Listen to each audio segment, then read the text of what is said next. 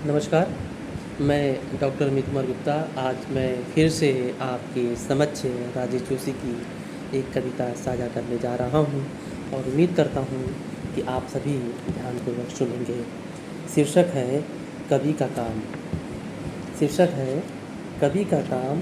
दिखने में जो अक्सर आसान से दिखते हैं, दिखने में जो अक्सर आसान से दिखते हैं, एक कवि को करने होते हैं ऐसे कोई पेचीदा काम।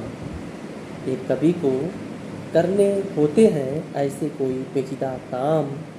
मसलन बहुत सारे कठिन कामों में एक कठिन काम है नदियों की कल कल करती, नदियों की कल कल करती आवाज़ों का अनुवाद करना, पेड़ों के पेड़ों के हहराने और हजारों प्रजातियों की चिड़ियों के चहचहाने का अनुवाद करना।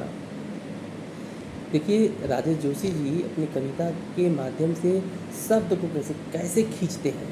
ये शब्द बहुत मार्मिक और सरल है। पेड़ों के हारने, पेड़ों के हहराने और हजारों प्रजातियों की चिड़ियों के चहचहाने का अनुवाद करना। पहाड़ों और पठारों दोनों की ही भाषा दुर्गम होती है।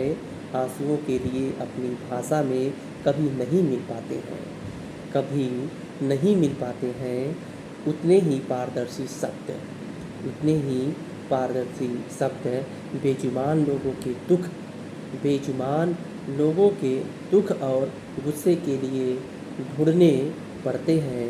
कवि को सही सही और उतने ही ताप से भरे शब्द, उतने ही ताप से भरे शब्द और चुपचाप और चुप के लिए ऐसे शब्द को ढूंढ निकालना कि शब्द में लिखे जाने के बाद भी वह चुप ही लगे। इसके लिए बहुत महीन हुनर की ज़रूरत है।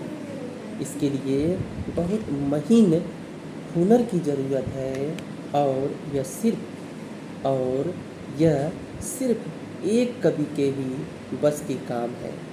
देखिए कितनी बड़ी बात है कि और यह सिर्फ एक कवि के ही बस का काम है, बस का काम है, कवि का काम है, कवि का काम है।